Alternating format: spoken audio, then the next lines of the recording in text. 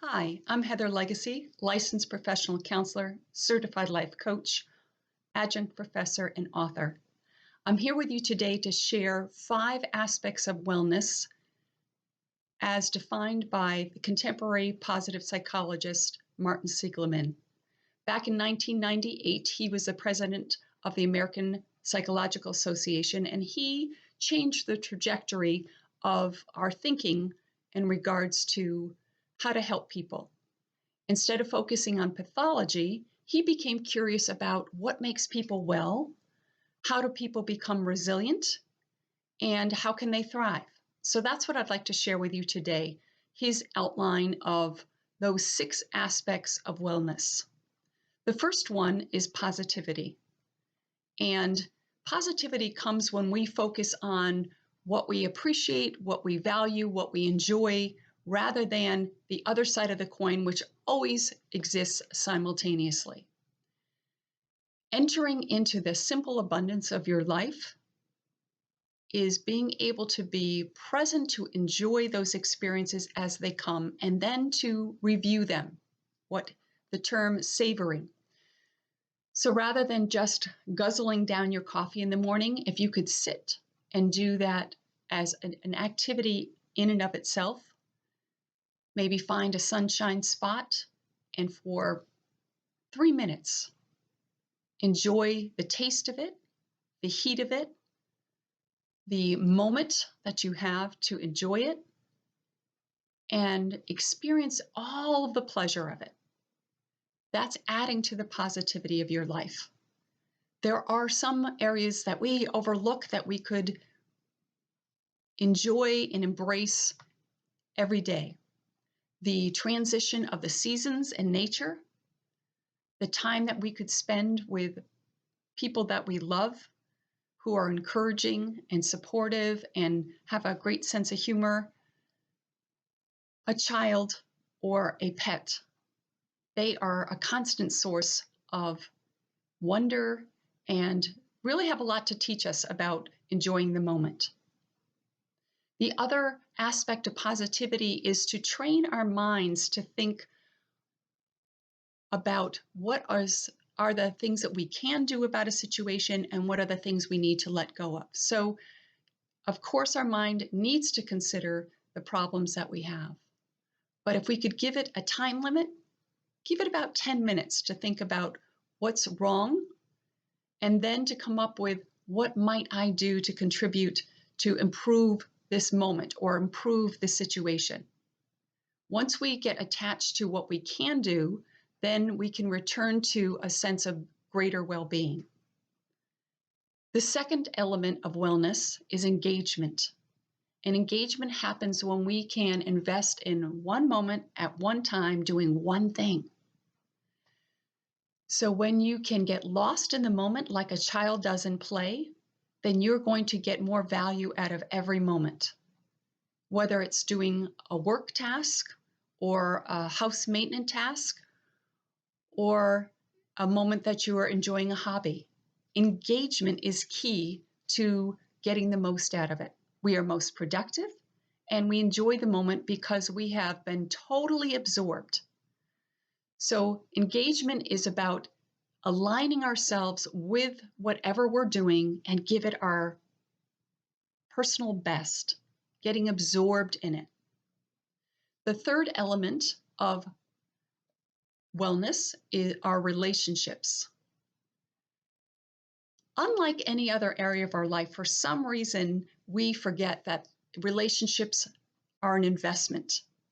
We don't think twice about the money that we spend on the place that we live or preparing for a career or going on a vacation, but we forget that there is an investment in the most valuable source of wellness, which is our relationships.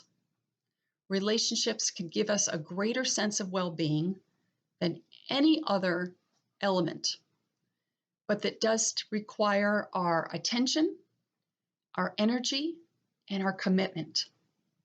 So when you are have the ability to have a relationship that is mutual, that it creates well-being for two people, invest in that relationship. Make sure that there is a mutual benefit in that relationship. Give it your time, give it your energy, give it your commitment. So positivity, engagement, relationships. And then we have the M, which is meaning.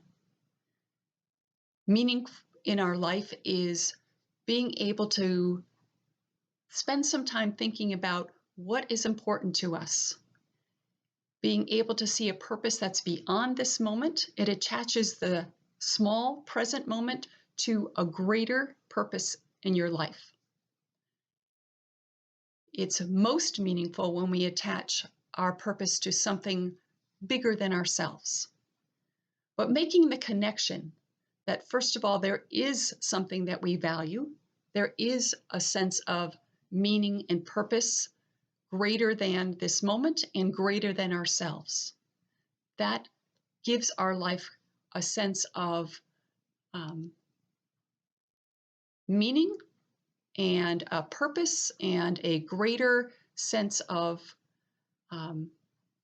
value, because it's not just getting through. It's not just surviving, but it's being able to attach to something that helps you to thrive, and it gives you a focal point of something to give back, to contribute to the greater good in the world. Accomplishment comes next. We need accomplishment in order to find a sense of well-being, because we want to feel a fulfillment.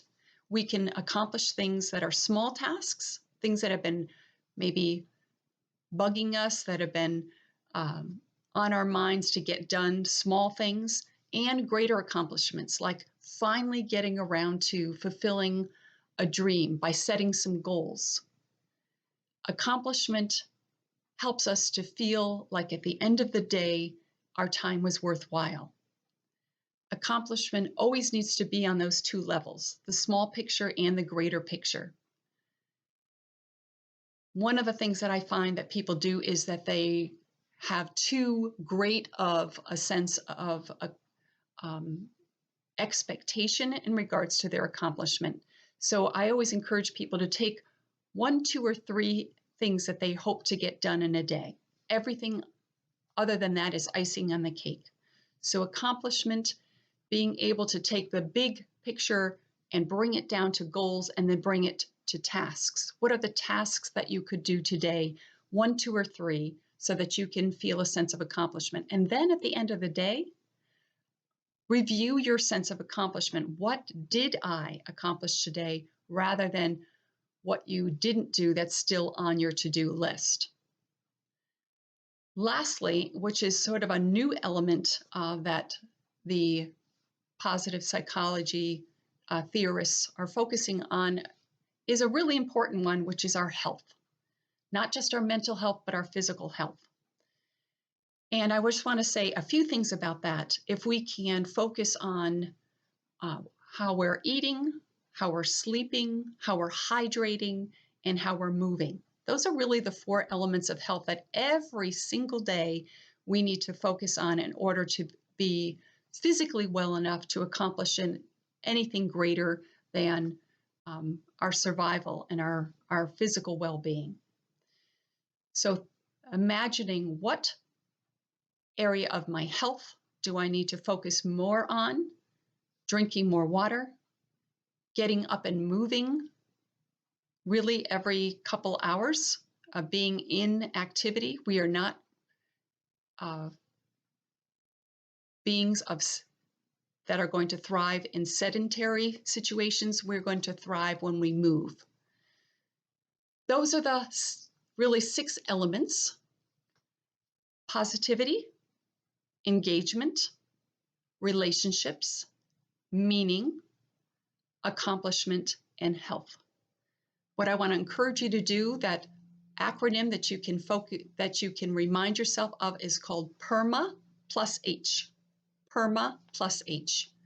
Which one of those is an area that you want to give your attention to? We certainly can't do all of them at once, but you can look at those and even go on Martin Siegelman's site, AuthenticHappiness.org, and take the questionnaire if you'd like to see which area you are thriving in and which areas need your attention. But even if you just consider this talk and think about which of these areas do you find a great sense of thriving and which areas do you wish to improve, to strengthen so that your overall fitness, mental, emotional, and physical fitness are improved. Thank you for joining me today. I wish you wellness.